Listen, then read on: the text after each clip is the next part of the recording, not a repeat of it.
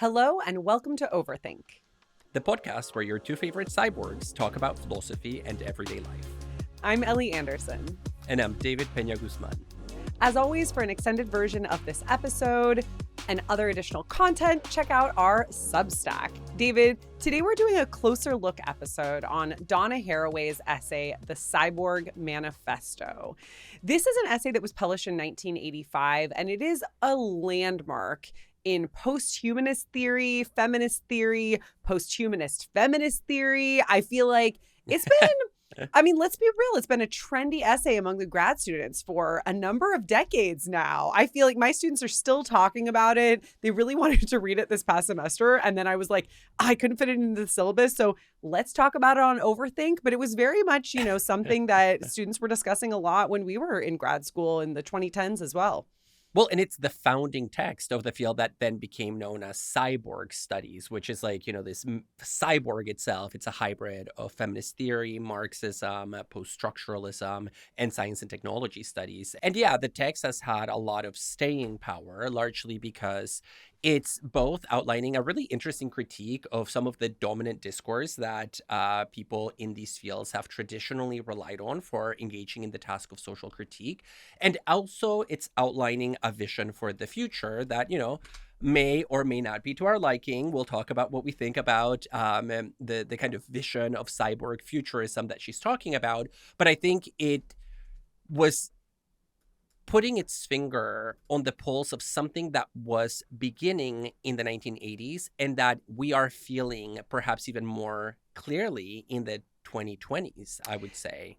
Yeah, absolutely. Because I would say Haraway is working from at least two different angles, both of which felt extremely relevant as I reread this. So I actually hadn't read this text since grad school, and reading it back, I'm not sure I ever read the entire thing to begin with. So this might have been the first time.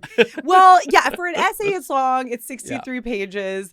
I'm kind of surprised it was like first published in a journal at that length. But, it's definitely shorter than a book, which we sometimes feature in closer look episodes.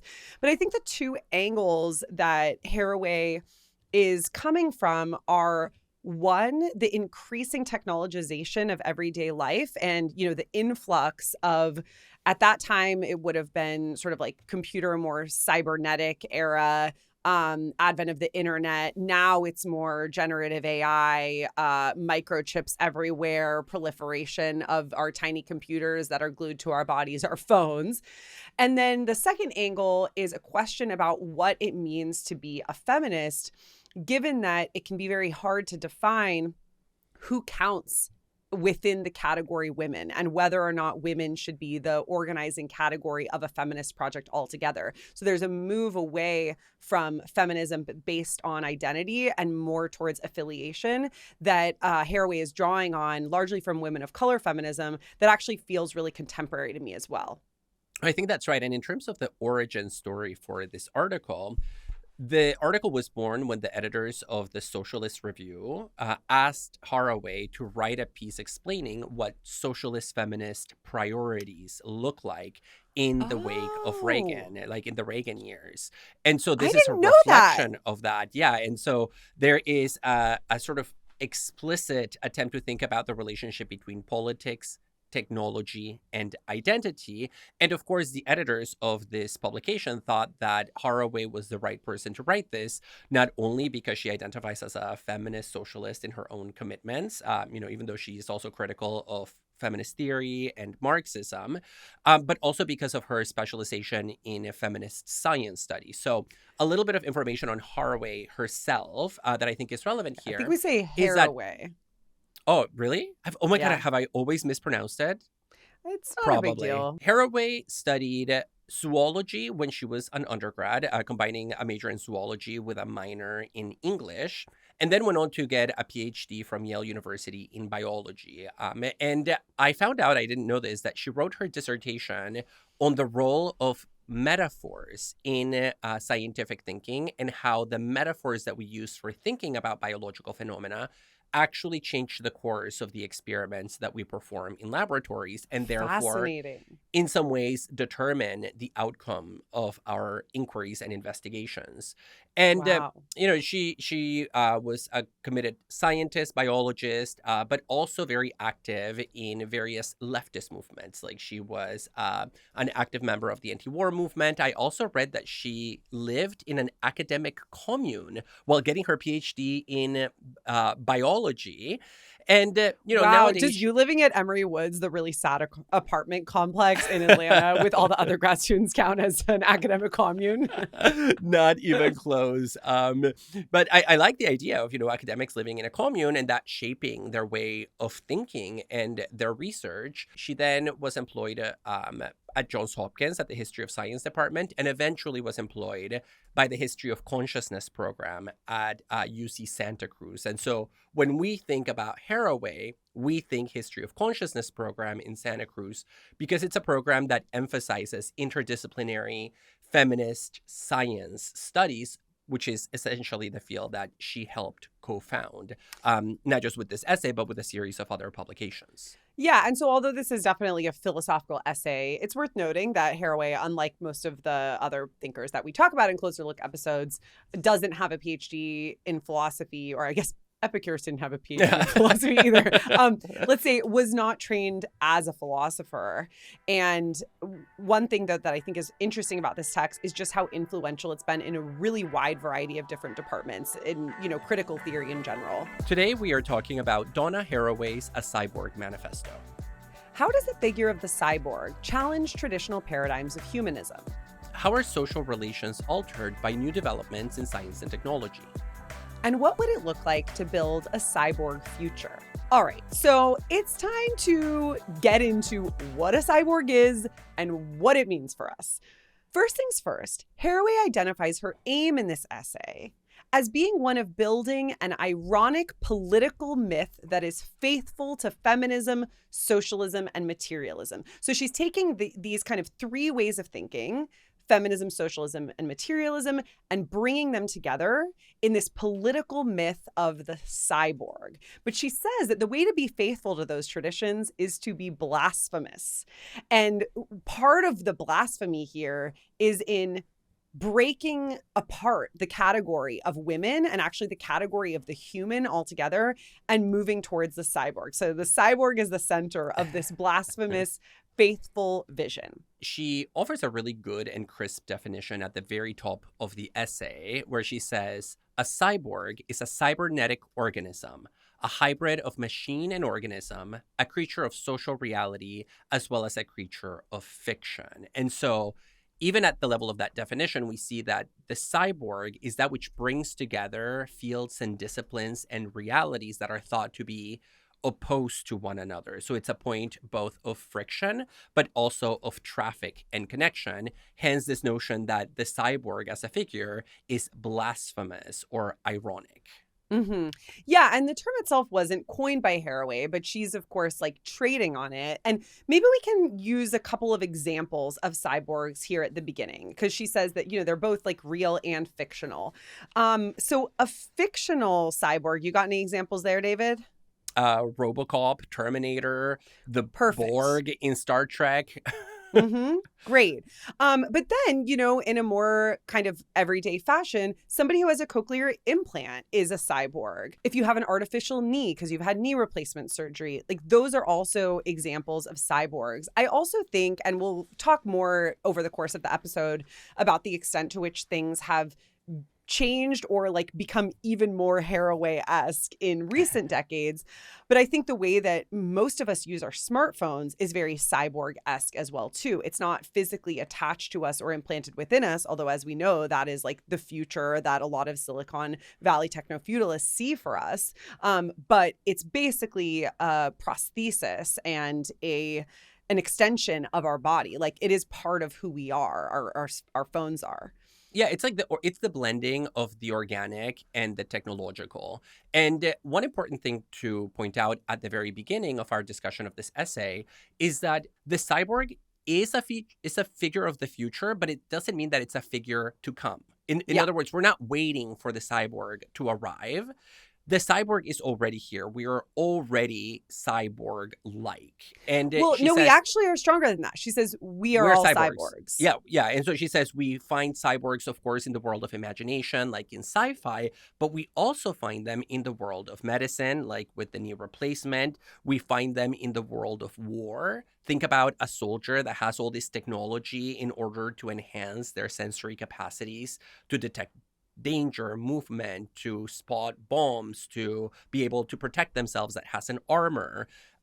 Also in the world of production. So when we go to work in factories, we often produce commodities with the aid of large machines, right? That function as extensions of our physical body and that give us capabilities that our biological bodies wouldn't have, right? Think about like a machine that I use to lift very heavy objects. And that makes me a cyborg. And so everywhere we look, humans are already intertwined with technology, even when it comes to seemingly basic human functions or quintessentially human functions like labor or thinking or even experience, right? Like if you wear glasses, for example, you are achieving sight through a mixture of biology and technology.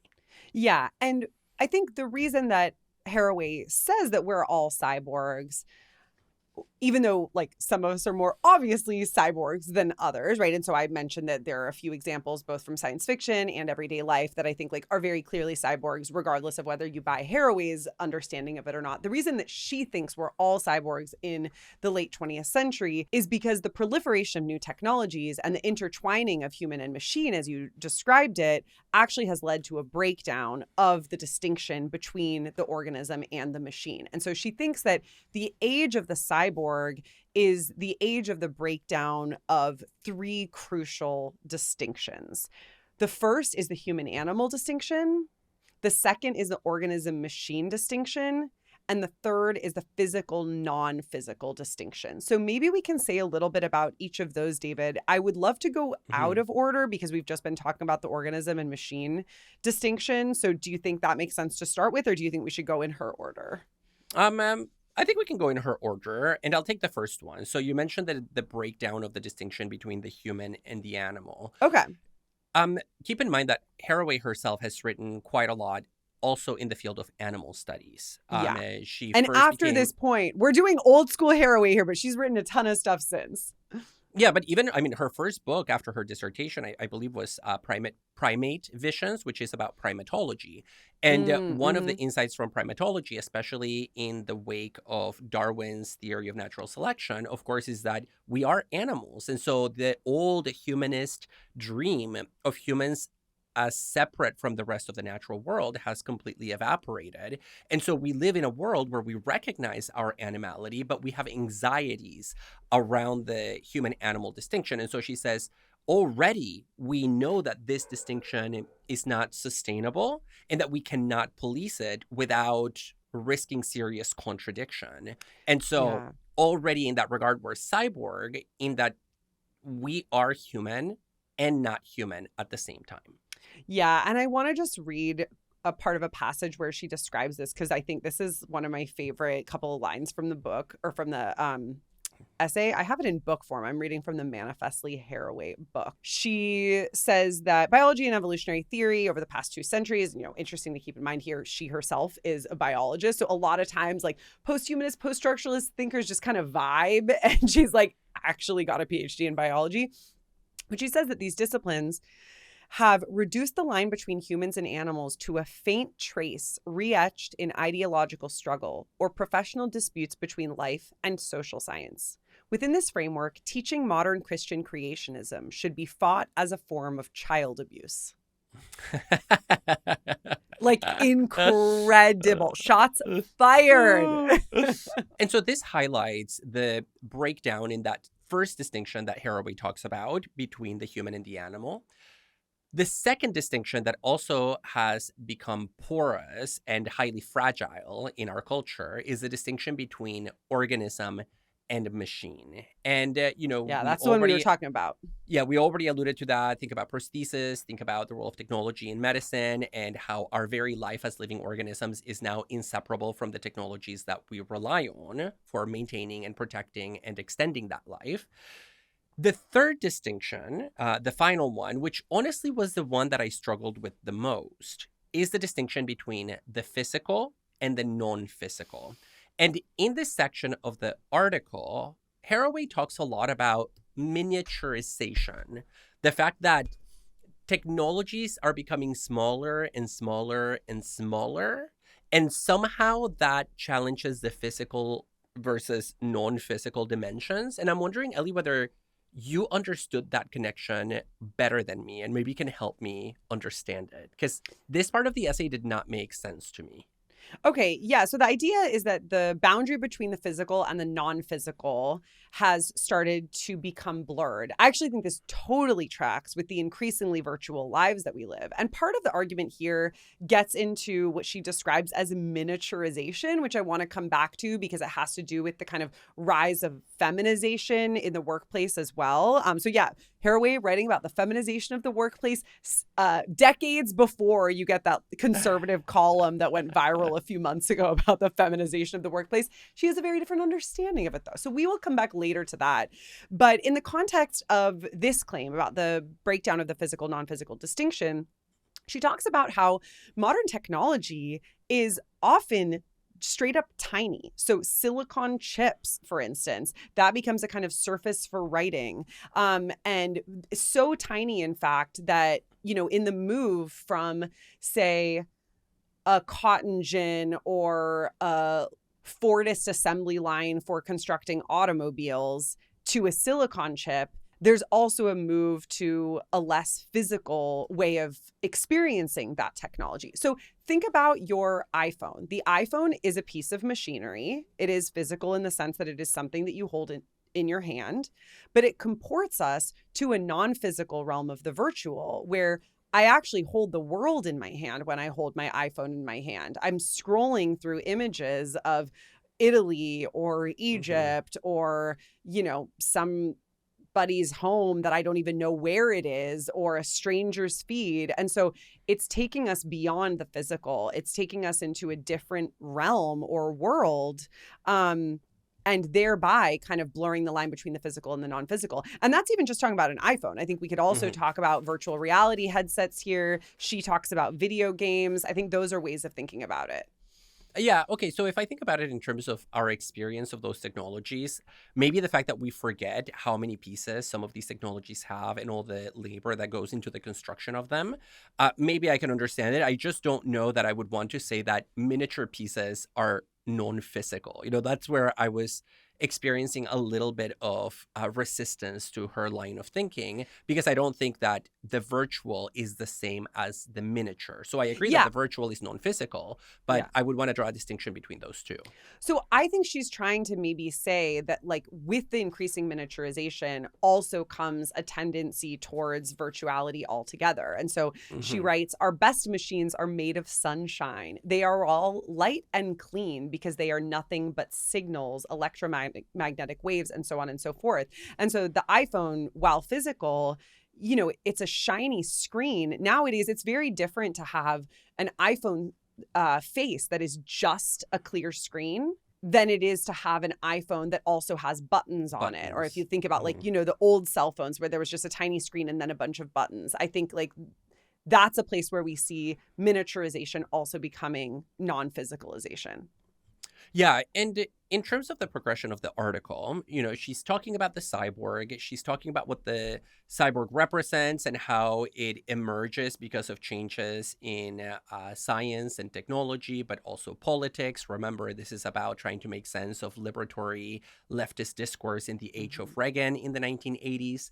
And she then makes the argument that the reason the cyborg is, as she puts it, our ontology, it is what we are, is largely because our social reality has changed and moved in the direction of cyborg dynamics.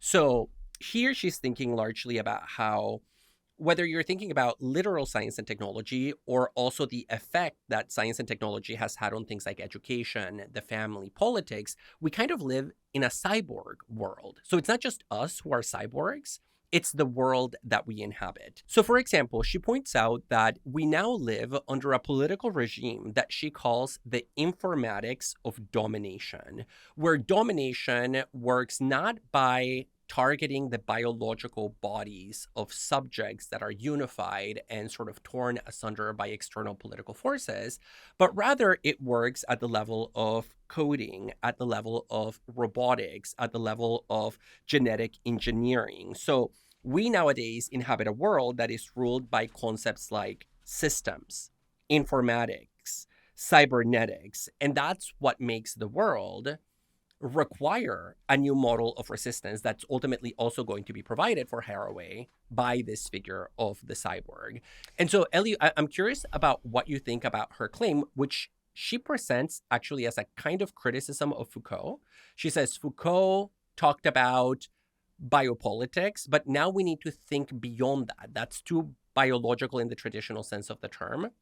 We have to think in terms of cybernetics. We live in this new world where the ways in which we experience domination is mediated by these technological systems. And so we need new models and new myths of freedom and revolution. And so, yeah, what do you think about this assertion? I mean, I think we do need new models and myths of freedom, but I take it that part of what she's saying is that the informatics of domination are not targeting the body in the way that they used to. So she says that the cyborg is not subject to Foucault's biopolitics. And some of the examples that she uses in the move from old domination to new informatics of domination are things like a move from reproduction to replication, a move from a racial chain of being to neo-imperialism, a move from eugenics to population control. And I just think it's way too optimistic to think that we've moved away from some of those things in the first category, like eugenics, reproduction, and what was the other thing I said? I forget which one you said, but Racial chain of being. Yeah, like those okay. things are all things that the Trump administration right now is absolutely leveraging in its fascist rule. And so I think we're sort of seeing new forms of domination while also still seeing new versions of old ones. Mm-hmm. And so I think there's often an overstatement of the kinds of changes that are being wrought in the present day. And Yeah, and also she an has overstatement around like the extent to which we are cyborgs. Because I also think I really want to talk to you about AI here. I don't think the distinctions are quite as leaky as she suggests. Yeah, and we'll get to our criticisms of this text, of which I'm sure there will be many. But she has this list halfway into the article where she has two columns. One is the old world of domination. And one that really stood out for me is that in the old world, we used to think about mind. And in the new world, we think about artificial intelligence. In the Yeah. old world, we think about World War II. In the new world, we think about Star Wars. In the old world, this is the last example I'll use, we still are committed to the notion of representation, whereas in the new world, it's all about simulation and simulacra. And so, at the very least, she is trying to give us a new diagnosis of the social circumstance in which we find ourselves and explaining the need for a new theoretical lens, which this cyborg manifesto, I suppose, is meant to provide a model or a blueprint. Yeah. And I mean, one thing I do think she's absolutely right about is that the new forms of domination involve an intensification of insecurity and cultural impoverishment. So she's very concerned about the voiding out of social safety networks, the kind of rise of she doesn't talk like too much about TV and video games, but she talks a bit about it. And I would say that speaks to the sort of cultural impoverishment that she's gesturing towards. And so I think she's right. I think we've seen a huge rise in precarity, in wealth inequality, and in like a real lack of creativity around not only hobbies, but also just like actual life projects in recent decades. due to the rise of, just like scrolling or watching TV or whatever. Not that I'm against those things in general, but I do think that they've had obviously negative effects too. So I take it that that's a really important point here. Yeah, and one thing that clicked for me about the aims of this essay is when she says, because we live in this world of the informatics of domination, most of the theoretical frameworks that the left has used for diagnosing and trying to undo the status quo, like, we need to get rid of them. So, for example, if you ask a classical feminist, and by classical I here mean 1980s and 1970s feminism, what the source of the problem is, they would say patriarchy. If you ask a Marxist what the problem is, they would say it's capitalism. And so all these discourses, as far as Haraway is concerned, have a monocultural interpretation of the problem, where all the problems in the world are reducible to one explanation. And unfortunately, that explanation does not actually fit the new reality in which we find ourselves. And so we need to abandon our concern with racism, patriarchy, and capitalism as like individual systems, and rather see how they are all interacting in very complex ways in this new politics of informatics, or the informatics of domination. Yeah, and this is where her feminist project comes in, because she's trying to resist the sort of politics of identity that I mentioned earlier, because nothing about being female binds women. And she has a critique of feminists who sort of take this identifying project, or even, like you said, a sort of identification of patriarchy as the root problem. She thinks that's, an issue. And this is where she moves to women of color theory. She draws particularly on the work of Chela Sandoval, who is trying to offer a vision of unity without appropriation or identification. On Haraway's reading of Sandoval, women of color constructs a postmodernist identity out of otherness, difference, and specificity. This postmodern identity is fully political. And so women of color is an identity category, but not one that has any essential content to it. It has only a political, strategic form of identity. And I found this to be so interesting to read in the present day, when women of color has become such a more popular term than it ever would have been in the 80s, when, Sandoval and Haraway were writing. Because I think what you often see, both in some of the superficial discourses among feminists and also anti-feminists, is an appeal to women of color as an essential form of identity, and then a questioning of like, well, what does that mean? What is actually tying these people together? And from Sandoval's perspective, nothing is tying them together. And that's actually the point. And so Haraway suggests, from the perspective of cyborgs, we're freed of the need to ground politics in a privileged position of the oppression that incorporates all other domination. So sometimes, you'll hear an appeal to the perspective of the marginalized as needing to be centered in overcoming oppression. And that's actually something that Haraway resists. She thinks that that's a sort of privileging of an identity-based position that's not going to work either. And it ultimately ends up kind of appealing to the idea that the oppressed are closer to nature, which of course is going to be something she resists, because she's interested in thinking through the overcoming of the distinction between organism and machine. And so one final note about that is that it also means recognizing that we are all fully implicated in the world. There are not some who are complicit and some who are innocent. And so a move away from a politics of innocence towards a politics of complicity, stripped of identity and freed from the need to root politics in identification. I'm really happy that you mentioned the essentialism point, because that's what unites her references to woman of color theory. And in particular, she says this came out of anti-colonial and post-colonial discourses, where women in colonial settings came to the realization that, look, there is no essence to who women of color are. We're rather united by political circumstances, shifting alliances, without any appeal to a transcendental thing that makes us women of color.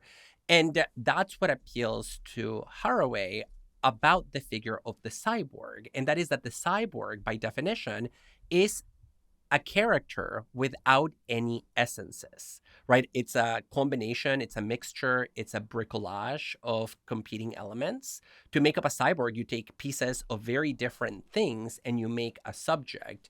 And this is what makes the cyborg ultimately radical and revolutionary. If you think about a cyborg, whether that is an already existing cyborg or one of the ones that we imagine in science fiction, no, hold on.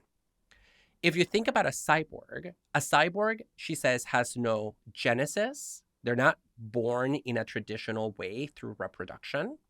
They have no gender. It's hard to know whether it's a man or a woman, a feminine or a masculine subject, because they transcend those categories. And they also have no traditional end. A cyborg can live beyond the boundaries of a classical human life because of its reliance on technology.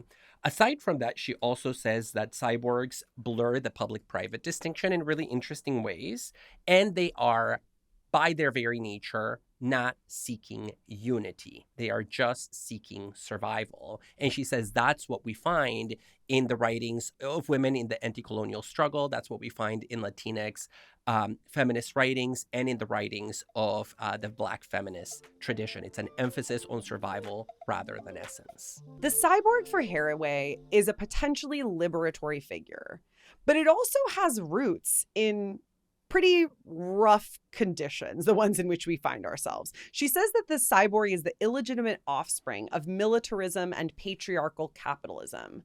But she also notes bastard children can be the most unfaithful to their fathers. So she thinks we should reclaim the idea of the cyborg here. And when in favor of patricide. Right. Yeah. Well, we should, Yeah. kill the fathers Kill the of father. militarism and patriarchal capitalism and go for Yeah. our cyborg identity. Well, before you go on, I'll just point out that this is also what she likes about the cyborg, that the cyborg is not caught up in the Oedipal structure of the mother and father. The cyborg has no problem killing its father because there is no traditional family structure allegiance. Yeah. Hence her claim that we also need to go beyond psychoanalysis. Yeah, and that is definitely a big theme here too, the taking issue with the psychoanalytic kind of nuclear family structure, which is, really rooted in the organismal and human model. So one of the things she says is that a lot of people think that the rise of technology has deepened a dualism between body and mind. You might think about the way that there's been a rise of the non-physical through the virtual world as a version of this. And if you think that the rise of technology has deepened the dualism between body and mind, another way that this comes up is actually in one of the closer look episodes we did recently, which is Herbert Marcuse, this idea that with the rise of machines, human bodies are, becoming less and less agential, and we sort of need to reclaim them. Foucault talks about bodies and pleasures as being liberatory. She says, no. Resistance is not going to be found in the organic body. We should move away from the false assumption that technology has deepened mind-body dualism and instead recognize that it's actually overcome it. It's broken it down. And therefore, our resistance isn't going to come from some nostalgic appeal to the organic body, but instead in the form of embracing our cyborg life. And I was thinking about this a lot in the context of some of the arguments around generative AI that we've seen and sometimes even ourselves made over the course of recent months, where the idea is well, generative AI, like ChatGPT and LLM, is not actually a mind. It doesn't do any thinking of its own. It's not an organism. And therefore, it's, something that we need to resist. And whether or not I agree with Haraway that this is the wrong way to think about things, she certainly would think it's the wrong way to think about things. So I want us to put on our Haraway hats and think about how she might respond to the rise of generative AI. She's literally still alive, but at least on the basis of this particular, essay that was written over 40 years ago. Okay, so I think to answer this question, I want to maybe make two small clarifications that I think are relevant here. Not clarifications, but add 2 points. The first one is to emphasize what you said earlier about the ambiguity of the figure of the cyborg. So, yes, the cyborg appears in sci fi as this rejection of gender, rejection of the edible, family, new possibilities. But the cyborg is also the eroticized fantasy of the police state, right? That's what Robocop is, that's what Yeah. Terminator is. And so it's a sword with two edges, and she's very aware of this. So it's not as if technology is good, is her thesis. I Mm-hmm. think her Yeah. thesis is that technology represents new challenges and therefore also new possibilities. Totally. And there is a sentence that I really like from the essay that I marked. I have different paginations, so I'm not even going to say it. Okay. But she says we need to start thinking about our new reality as making possible the emergence of, quote, new pleasures, experiences, and powers with serious potential for changing the rules of the game. So she's asking us to think about how developments and changes that are not of our own creation and that we did not bring about as individuals maybe offer us possibilities for staging a strategic resistance from within the system, from within technology, from within science, from within capitalism. And the cyborg is one of them. Now, the second point here is that she does point out that she does mention artificial intelligence once as our new way of thinking about the mind. And so artificial intelligence is part of that system of techno-industrial capitalism that seeks to convince us that, we're just code and therefore code is just like us. I think she would raise certain questions about AI, certainly about the monopoly that certain corporations have over AI. She would raise questions about the ecological impact of AI, but she also would encourage us to think creatively about how we can turn AI against its masters. And I don't really Mm-hmm. have a good answer as to what that looks like, but we cannot foreclose from the get go the possibility that AI is only a source of domination and subjection, because any system of suppression and objection is also the cradle for new possibilities of resistance as well. Yeah. Yeah. And when you think about the way that we humans tend to use LLMs, it is in a very cyborg like fashion. We're working with them, we are prompting them. There is a kind of, at least, relationship between organism and machine, whether or not you agree with her that the boundary is, sort of falling away. And she describes writing specifically as preeminently the technology of cyborgs. So she sees writing already as a technology that is, cyborg oriented. And I think nowadays, the automatic writing that happens through the output of the LLM after the prompt is really like an interesting version of what a post-structuralist would say has always been the structure of writing, which is that it has a certain kind of automatic character to it. And I actually looked, I know we're doing a closer look episode, and so we really just like talk about the text mainly here and don't bring in a bunch of secondary material. But I did see online that there's a scholar named Dave Yan who published an article last year that was about cyborg subjectivity and ChatGPT, and basically arguing that ChatGPT offers us a way to embrace post-human creativity and therefore could kind of, realize a certain dream of Haraway vis-a-vis the cyborg. Mm. So I don't know how I feel about that, because it Yeah. makes ChatGPT and coding basically the god of post-structuralism, and especially of Derridian deconstruction, as if when these figures such as Derrida talk about writing, what they had in mind was something like a large language model. I actually think it's perfectly fair to say that ChatGPT and other large language models are not cyborgs. And that is because a cyborg has to be a combination of human flesh and technology, right? It has to have a combination of the two. And I think in the case of large language models, they're just a technology, they're just a machine. The way we use them, of course, is cyborg like, especially if you consider some of the observations we made in recent episodes about how a lot of people use ChatGPT to gain insight into their own emotional state. They treat it as therapy. They often ask it to clarify their sentiments to themselves, so on and so forth. So we use it in a cyborg way, but I don't think it on its own is a cyborg because it doesn't have experience. And I think that's essential for a cyborg. It has an experience. It's just an experience without essences. It's an experience of hybridity.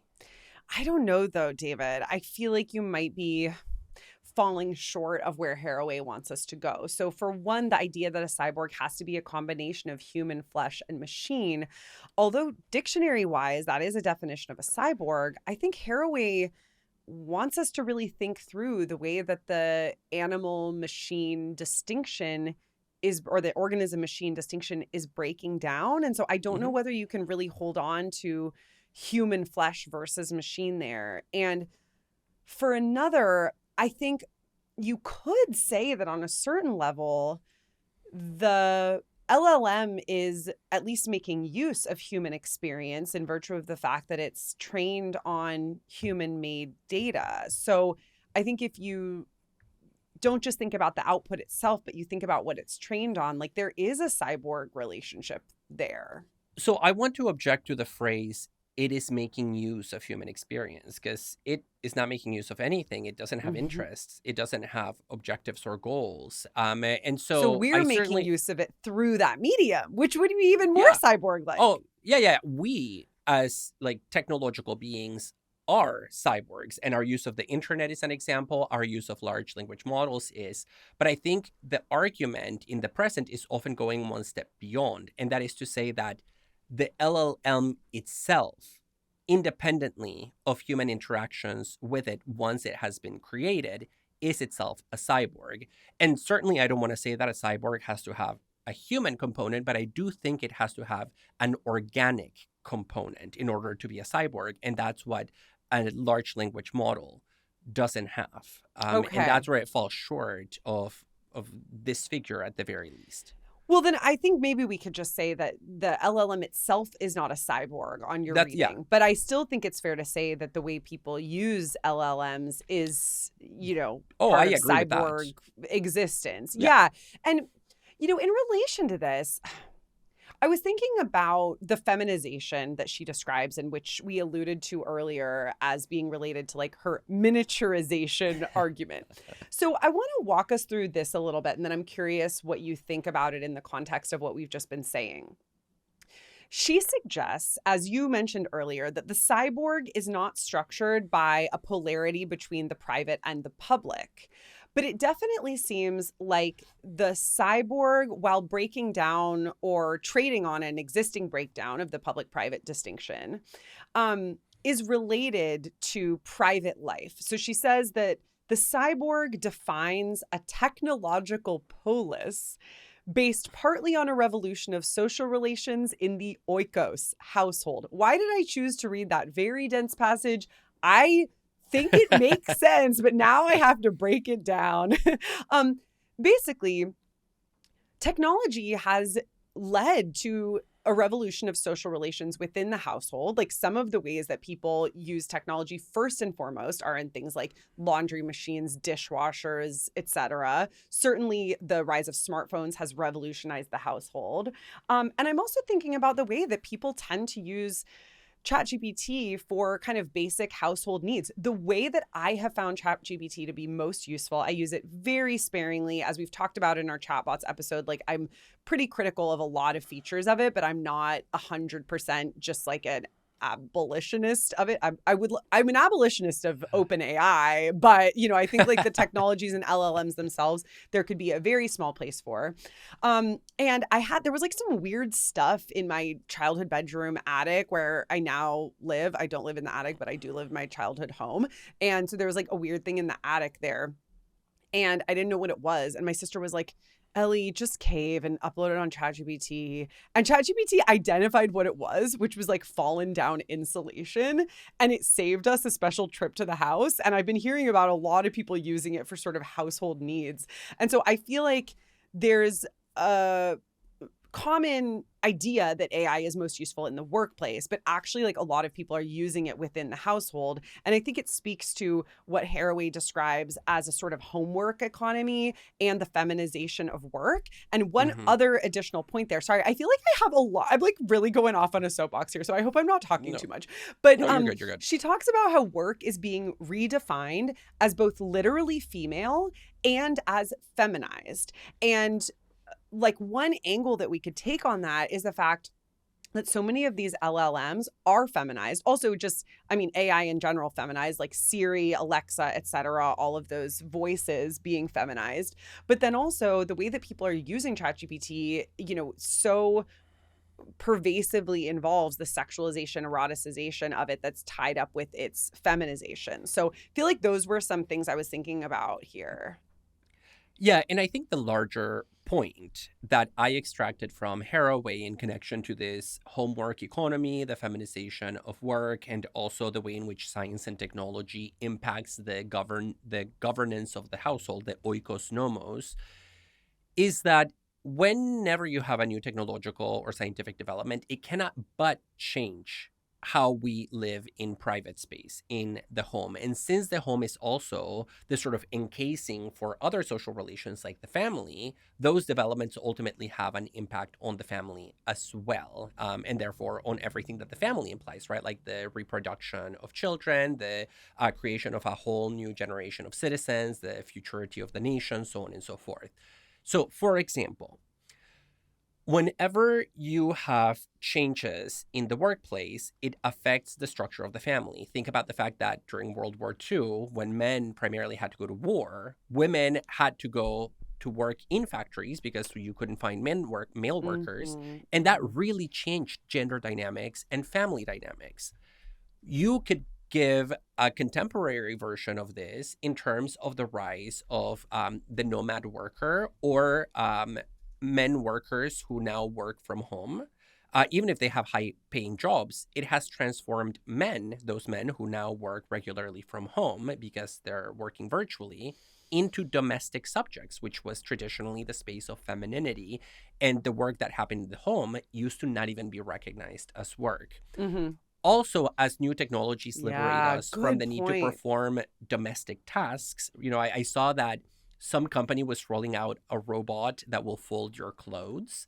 It liberates those who are expected to do that labor from that labor, making possible new relationships.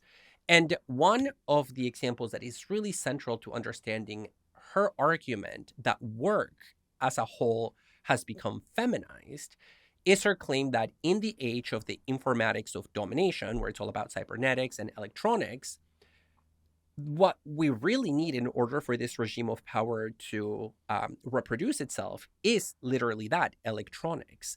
And Mm. who performs the labor of creating electronics? It's primarily women working under terrible conditions in the third world. And so, yes, work is feminized, but changes in work also end up having an effect on family dynamic, gender dynamics, so on and so forth. All right, David. Time has come to talk about some of our takes based on reading or rereading this text. And a place I want to start is just by sort of mentioning the last line, because it's a very famous line where Haraway concludes by saying, I would rather be a cyborg than a goddess.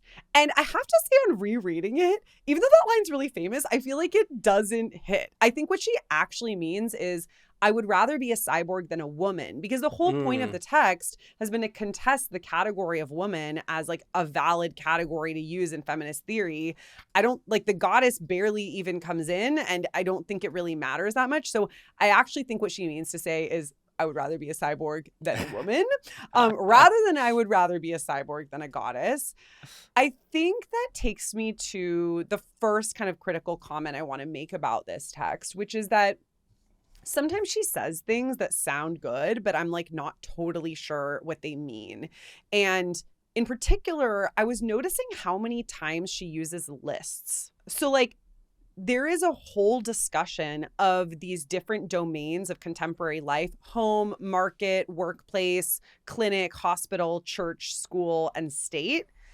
And the contents of that list are just in turn lists of like strings of words together. So under home, it's women-headed households, serial monogamy, flight of men, old women alone, and so on and so forth. And I'm just like, wait, those are interesting phrases, but I don't know what I'm supposed to take from this. And so I think part of what was appealing to me about rereading this text is the sense that it is so highly relevant to a lot of things that we're experiencing today. And yet I also had the feeling that maybe I was reading more into it than was there, because there is so much room for interpretation. It's almost like her appeal to lists and the way the text is written sometimes felt like a Rorschach test, where you could interpret it in whatever way it just kind of struck you.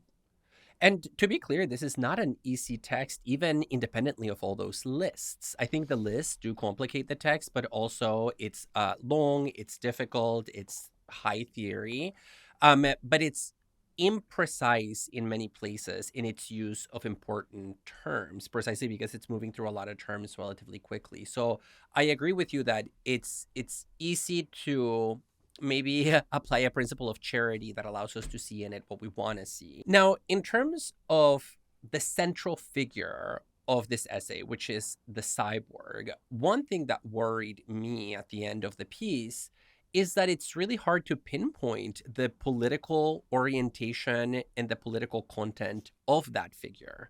And she herself recognizes it when she talks about ambiguity, right? The cyborg is a figure of liberation and progressivism, and you can find a cyborg in an Octavia Butler short story. Oh yeah, she has these beautiful descriptions of like science fiction.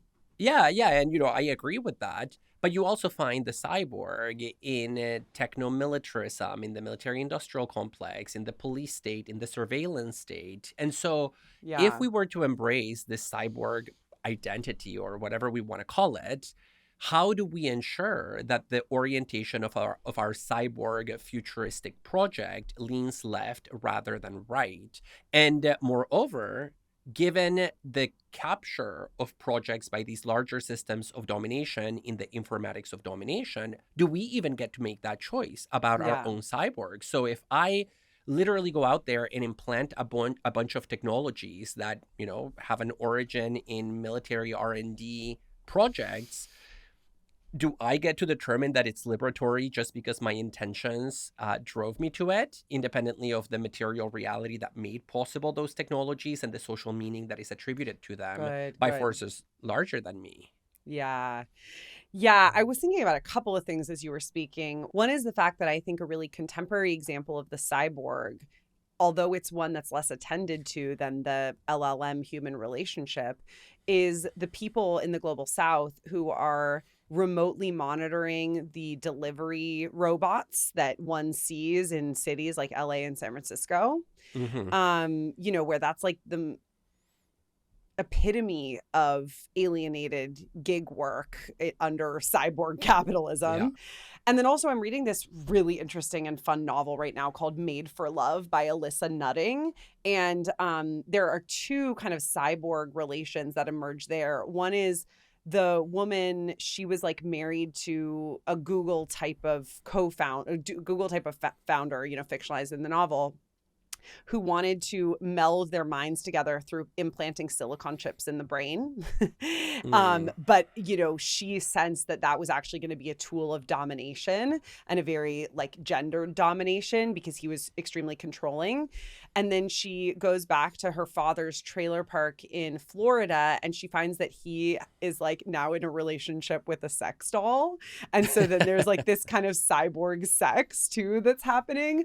And I don't know that I have like any point to make about that, other than that was just coming to mind as like, these are examples that I think are very contemporary examples of cyborgs that really like, aren't necessarily liberatory. No, and I can imagine also how, think about what we talked about in our biohacking episode. Think about also developments like cryogenics, how any effort to blend with technology is already rendered legible only as a yearning for masculine immortality, for transcending our biology. And so the meaning, again, may not be up to us. Yeah, and I think related to this, but from a different angle, one of the things that I wanted to chew on from the article is her suggestion that a lot of the scientific and technical workers in Silicon Valley, the high-tech cowboys included, she says, do not want to work on military science. And so she wonders whether the personal preferences and cultural tendencies of these tech workers who or at least tended to be in the 80s, kind of like anti-military industrial complex, could be welded into a progressive politics among the professional middle class, that in which women, including women of color, are coming to be fairly numerous. So she had a sort of positive vision of what Oof. Silicon Valley could look like, centering women of color, which, as we know, is not like a contentful identity for her, but actually a postmodern identity that disrupts like identity politics altogether.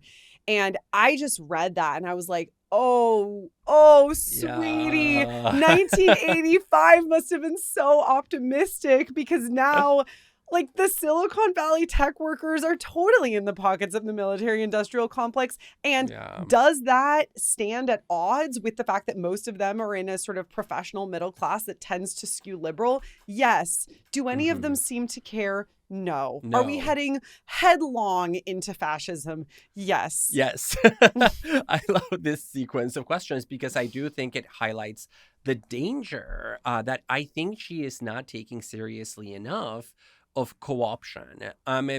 But this also brings me to another criticism of the article that I want to articulate that has to do with what's the point of this article and what's the objective.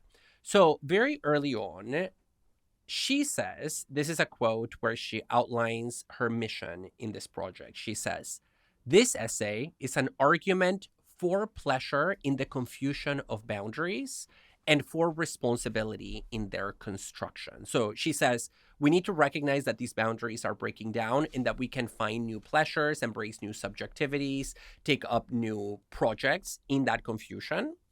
And secondarily, we have to take responsibility for the role that we play in the construction of those boundaries and those projects in the first place. So, my criticism here is about both of the key terms here: pleasure and responsibility.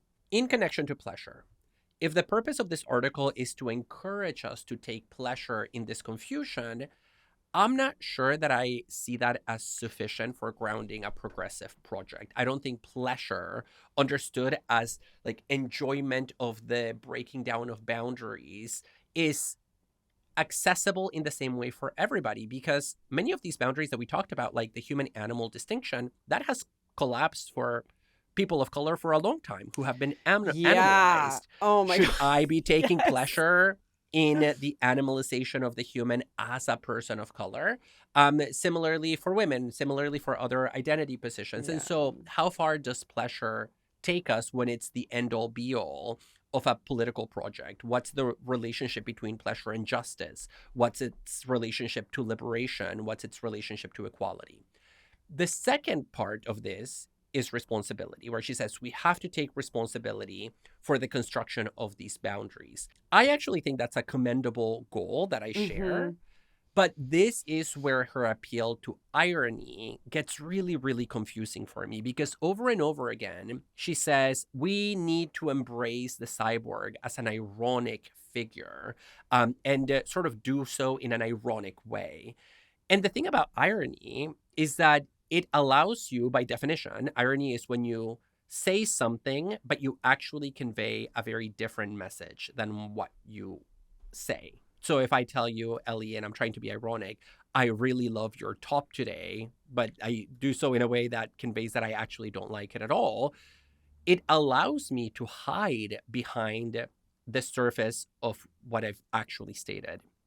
And so, in relation to the cyborg, I just don't understand how this fosters responsibility if our relationship to the cyborg is ironic, or if the cyborg is an ironic character. Because, in fact, that only makes the co option by the right wing and by conservative forces even easier, right? Where Mm-hmm. if somebody says, hey, I want to pump funding into the creation of a literal Robocop, wink, wink, I'm being ironic. I don't really know how to interpret that. So the role of Yeah. irony here made me kind of want to jump off of the bandwagon. I think these are excellent points. Like, I totally agree with you that this appeal to pleasure and responsibility is difficult to square with some of the other claims in the text, and I actually don't really know what to make of it. It kind of feels like that I, mentioned Foucault earlier, this appeal to bodies and pleasures, which I feel like comes in the history of sexuality kind of out of nowhere and is meaningless, but people totally fixate on. I feel something similar here, although maybe for not entirely the same reasons. So I think I wholly agree with your argument about pleasure and confusion of boundaries. How does that work when like many of the people whom we would want to center actually have been associated with the animal to begin with? And also like the pleasure, I feel like pleasure is always kind of a tricky place to start a political project or even an ethical Yeah. project, to be honest. Yeah. And the responsibility point, I really liked the way that you'd articulated that, but I want to like mention two related things. So one is, reading this back, it's so strange that she says we need to take responsibility for the construction of boundaries, because I thought she was all about the kind of breakdown of boundaries. And so is she saying we now have control to construct boundaries? What if one of the boundaries that people in 2026 want to construct is the boundary between organism and machine, because the machines are, increasingly seeming to take over our lives in the case of LLMs and the robots and so forth. So the robot gig workers. So I think that's a little strange to me. But then I think a different way of putting the responsibility concern is that I think she has cut off at the knees any possibility for responsibility by saying that there's no like identity or self. And so one of the things that I also have an issue with in this text is her conflation of identity politics with a concept of self. And she's all about like dispersion. And I actually think we need to hold on to the concept of the self while also questioning kind of an identity-based feminist politics. Because I think the self is the locus of responsibility. And I know that kind of like seems cringe, but I really do think that's the case. And so when she talks, for instance, about moving from identity politics to affinity following Chela Sandoval, an affinity might be taken to be an affinity of values, but who has values? We have collective values, but we also need to take responsibility for our values individually. And so I think like a more communicative politics where we are building values both individually and in relation to one another would be required for responsibly constructive boundaries. But she's kind of prevented the possibility of that by saying that it's all about dispersion and identifying the concept of the self with sort of like a Western nostalgic notion. And even the idea that there is this Western traditional humanist self that we need to transcend through becoming cyborg, I'm not sure that she succeeds in that regard either, because where she ends is in this idea that what cyborgs do is right. They tell stories. And that's what she likes about the Black feminist tradition. That's also what she likes about science fiction. And I found it somewhat ironic that she ends up reifying writing as like the ultimate value or the only or the side of liberation, where in fact that's also very much a humanist position, right? That what separates us from the rest of the animals is that we have culture and writing and civilization, and that we are storytellers as opposed to all the other animals. And so I felt like she ended in a kind of crypto-humanism, a humanism that is not recognized as such, by using this invocation of writing is the pathway to liberation, which I don't really see why writing plays that privileged role in this essay. Yeah. Well, much to chew on here. I did really enjoy revisiting this essay. I mean, I think I should go back and teach it in some of my future classes. I'm looking forward to talking more in the Substack bonus segment. So if you subscribe, join us over there. And if you don't, I hope you'll consider subscribing.